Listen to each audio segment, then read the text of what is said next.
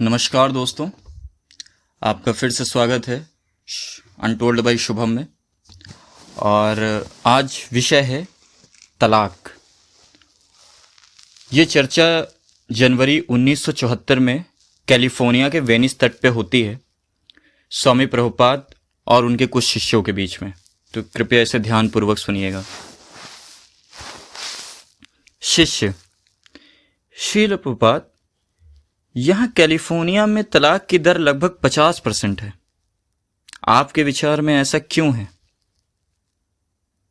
स्वामी प्रभुपाद: महाभारत में कहावत है कि जो विवाहित है वह पछताता है और जो अविवाहित है वह भी पछताता है। विवाहित व्यक्ति पछताता है कि मैंने क्यों विवाह किया, मैं स्वतंत्र रह सकता था। और जो विवाहित नहीं है वह पछताता है, ओह, मैंने पत्नी क्यों नहीं स्वीकार की, मैं सुखी रहा होता। संभोग से शिशु उत्पन्न होता है और शिशु उत्पन्न होते ही कष्ट शुरू हो जाता है। शिशु को कष्ट होता है और माता पिता भी उसकी देखरेख करते हुए कष्ट पाते हैं, लेकिन फिर से उन्हें दूसरी संतान आ जाती है। इसलिए श्रीमद् भागवतम में कहा गया है, तृप्यंती नेह कृपड़ा बहु दुख भाजा। इस संतान को उत्पन्न करने में इतनी अधिक कठिनाई तथा मुसीबत है, लेकिन इसे जानते हुए भी मनुष्य पुनः संतान उत्पन्न करता है। इस भौतिक जगत में यौन प्रमुख सुख है, यह प्रमुख सुख है और यह अतीव ग्रहित भी है। अतीव ग्रहित मतलब यह बहुत गहरा भी है। यह सुख क्या है? कड्यूनेन करयोरिव दुख्य दुखम। यह खुजली से छुटकारा पाने के लिए दोनों हाथों को रगड़ने जैसा है। संभोग से अनेक बुरे फल उत्पन्न होते हैं, लेकिन फिर भी मनुष्य संतुष्ट नहीं होता। अब तो गर्भ निरोध के साधन, गर्भपात, अनेक साधन हैं। माया अत्यंत प्रबल है। वह कहती है, हाँ, इसे करो और इसमें उलझ जाओ। इसलिए भागवत में कहा गया है, कंडुति वन्म जिनिसा विश्व है धीरा। जो मनुष्य धीर है वह यौन कामना की इस खुजलाहट को सहता है। जो व्यक्ति इस खुजलाहट को सह सकता है वह कई मनुष्यों से बच जाता है, कई मुसीबतों से बच जाता है। किंतु जो नहीं सह पाता वह उसमें तुरंत फंस जाता है। यौन चाहे वैध हो या अवैध है तो कष्टप्रद है, तो कष्टप्रद मतलब कष्ट लायक है। शिष्य: स्वामी प्रभुपाद, हम इधर अब पहली बार घूमने आए हैं। हर वस्तु भिन्न तथा नई लगती है। स्वामी प्रभुपाद हंसते हुए: यह भौतिक जीवन है। कभी हम इधर उधर घूमते हैं, कभी उधर और सोचते हैं यह नया है। ब्रह्मांड भ्रमिते, हम कुछ न कुछ नया खोजने के प्रयास में सारे ब्रह्मांड में घूम रहे हैं, लेकिन कुछ भी नया नहीं है, सब कुछ पुराना है। जब मनुष्य बूढ़ा हो जाता है तो सामान्यतः सोचता है, ओह, यह जीवन इतना कष्टप्रद है।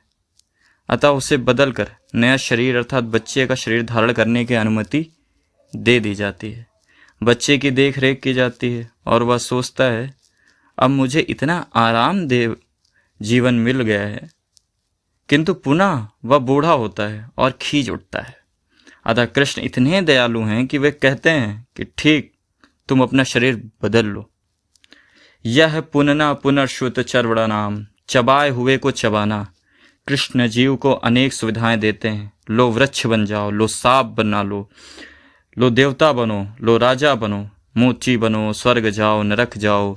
अनेक वैविध्यपूर्ण जीव योनियां हैं, लेकिन इन सबों में जीव इसी भौतिक जगत में ठुसा रहता है। वह स्वतंत्रता की ताक में रहता है, किंतु उसे यह ज्ञान नहीं रहता कि स्वतंत्रता एकमात्र कृष्ण की शरण में मिल सकती है। इसे वह अपनाएगा नहीं। इस भौतिक जगत के कष्ट को देखते हुए मायावादी वे जो कृष्ण को नहीं मानते, जीवन को विविधता विहीन मानना चाहते हैं और बौद्ध जन इसे शून्य बनाना चाहते हैं, शून्यवादी। किंतु इनमें से कोई भी प्रस्ताव संभव नहीं। आप कुछ काल तक विविधता रहित रह सकते हैं, लेकिन पुनः आप परिवर्तन चाहेंगे।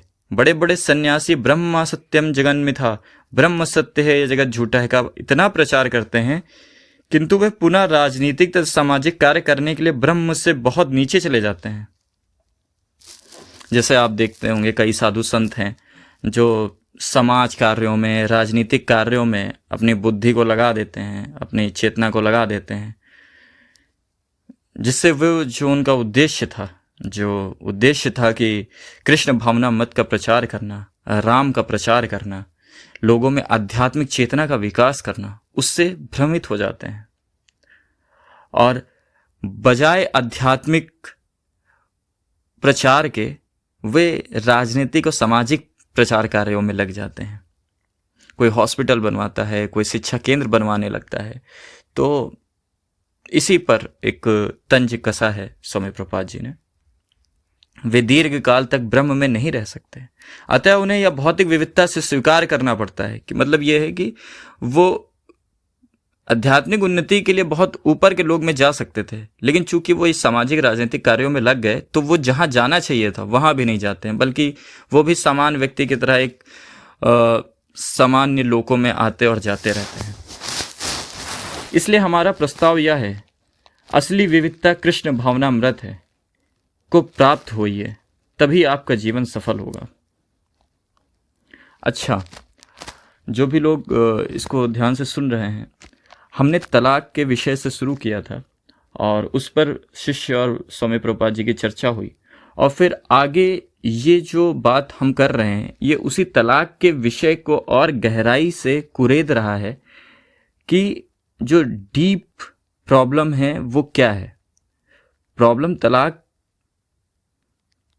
तो है, लेकिन वो तलाक की शुरुआत कैसे हुई? क्योंकि हम कृष्ण भावनामृत नहीं हैं, हम अपनी चेतना को विकसित नहीं कर रहे हैं, और जब हम नहीं करेंगे तो हम सामान्य चीज़ों में उलझते जाएंगे। तो ये जो हम चर्चा कर रहे हैं ये तलाक से ही जुड़ा हुआ है, उसके एक सूक्ष्म कारण के रूप में इसको आप सुनिएगा।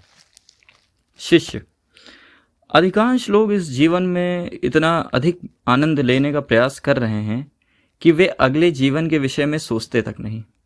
स्वामी प्रभुपाद, वे नहीं जानते कि अगला जीवन क्या होगा, इसलिए वे इसे शून्य बना देते हैं। वे कहते हैं कि अगला जीवन होता ही नहीं, और इस तरह वे संतुष्ट रहते हैं। जब खरगोश कोई खतरा देखता है तो वह आंखें मूंद लेता है और सोचता है कि अब कोई खतरा नहीं है। ये मूढ़ उसी तरह है, यह निपट अज्ञान है। शिष्य, एक प्रकार का दर्शन है जो स्टोइकवाद, स्टोइसिज्म कहलाता है, जिसके अनुसार यह जीवन कष्ट के लिए है, अतः मनुष्य को अत्यंत बलिष्ठ बनना चाहिए और बहुत अधिक कष्ट भोगने चाहिए। स्वामी प्रभुपाद, तो उनका विचार है कि जो बिना किसी विरोध के कष्ट सह सकता है वह उच्च कोटि का व्यक्ति है। ऐसे दर्शन में विश्वास करने का अर्थ यह होता है कि मनुष्य यह नहीं जानता कि कष्ट को कैसे रोका जा सकता है। दार्शनिकों का एक वर्ग कहता है कि चूंकि कष्टों को नकारा नहीं जा सकता, इसलिए हमें उन्हें सहने के लिए प्रबल होना चाहिए। दूसरे वर्ग के दार्शनिक कहते हैं कि चूंकि जीवन कष्टमय है, अतः हमें जीवन को शून्य कर देना चाहिए। किंतु इनमें से किसी भी वर्ग को यह जानकारी नहीं है कि ऐसा असली जीवन भी होता है जिसमें कष्ट नहीं होता। यही कृष्ण भावनामृत है। वहाँ जीवन तो है किंतु कष्ट नहीं होता। आनंदाम्यो अभ्यासात, केवल आनंद, नाचना, खाना तथा कीर्तन करना, लेकिन कोई कष्ट नहीं। क्या कोई इससे इनकार करेगा? क्या कोई है ऐसा मूर्ख? शिष्य, लोग इनकार करते हैं कि ऐसा जीवन भी होता है। स्वामी प्रभुपाद, किंतु कल्पना कीजिए कि ऐसा जीवन है जहां आप केवल नाच गा तथा अनंत काल तक सुखपूर्वक रह सकते हैं। क्या आप इसे स्वीकार करना नहीं चाहेंगे? शिष्य, इसे कोई भी स्वीकार करना चाहेगा, लेकिन सोचते हैं कि इसका अस्तित्व नहीं है। स्वामी प्रभुपाद, इसलिए हमारा पहला सुझाव यह होना चाहिए कि इस तरह का जीवन है जिसमें केवल सुख है, कष्ट तनिक भी नहीं है। हर व्यक्ति कहेगा हाँ मैं इसे चाहूँगा, वे इसे स्वीकार करेंगे। दुर्भाग्यवश लोग बारंबार ठगे जाते रहे हैं, इसलिए वे सोचते हैं कि यह एक और ठगी है। इसलिए कृष्ण भावनामृत के प्रचार का अर्थ लोगों को यह आश्वस्त करना है कि सुख से भरा जीवन भी है जिसमें कष्ट नहीं है। ये एक सामान्य देखने को मिलता है कि चूंकि हम लोग सामान्य प्राणी हैं तो हम लोग के मन में ये बैठा दिया गया है कि जो साधु संत हैं या जो लोग जो बहुत खुश हैं या जो दिख रहे हैं, ये एक तरह की ठगी है। यहाँ पे कुछ गलत हो रहा है, धर्मांतरण हो रहा है या ब्रेन वॉश हो रहा है। तो ये सब हमारे माइंड में अपने आप आ जाता है, क्योंकि हमारा माइंड इतना जड़ हो चुका है कि वो ये विश्वास नहीं कर पाता है कि कहीं पे इतना आनंद हो सकता है। तो उसी को स्वामी प्रभुपाद ने यहाँ पर बोला, शिष्य वे किस तरह आश्वस्त होंगे, क्यों उन्हें हमारे द्वारा ठगा नहीं जा रहा है। स्वामी प्रभुपाद, उन्हें हमारे मंदिर में आने तथा हमारे भक्तों को देखने के लिए आमंत्रित करें।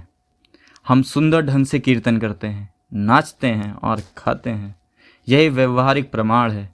शिष्य, किंतु क्या मनुष्य को इन वस्तु की अनुभूति होने के पूर्व शुद्ध नहीं होना होगा। स्वामी प्रभुपाद, नहीं, हम कहते हैं आओ और हमारे साथ हरे कृष्ण का कीर्तन करो, आप शुद्ध हो जाओगे। हम आपसे कुछ नहीं चाहते, हम आपको भोजन देंगे, हम आपको हर वस्तु देंगे, केवल आओ और हमारे साथ कीर्तन करो, बस यही हमारा संदेश है। तो इस विषय पर जो तलाक के विषय से शुरू हुआ था और अंत होता है कि जब स्वामी प्रभुपाद कहते हैं कि हमारे मंदिर पे आइए और हमारे साथ कीर्तन करिए। तो अगर आप इसको गहनता से ध्यानपूर्वक सुन रहे होंगे तो आपको समझ में आया होगा कि तलाक का जो मुख्य कारण है, वो जो ऊपरी समस्याएं हैं वो कम, जबकि हमारी जो बुद्धि है जो पवित्र नहीं है, जिसमें कृष्ण भावनामृत नहीं है, भगवान के प्रति अनुराग नहीं है, वो बुद्धि असली कारण है।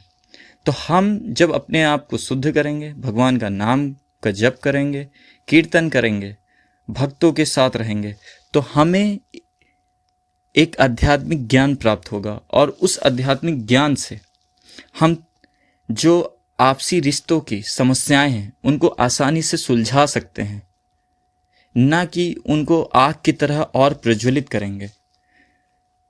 इसलिए आप सबका बहुत बहुत धन्यवाद कि आपने इसको सुना। कृपया अपने विचार जरूर साझा करिएगा, मेरे लिए बहुत आवश्यक है। मैं उनको पढ़ता हूँ और समझता हूँ कि जीवन में लोगों के साथ और क्या क्या चल रहा है और मुझे किन मुद्दों पर और विषयों को रखना चाहिए। धन्यवाद।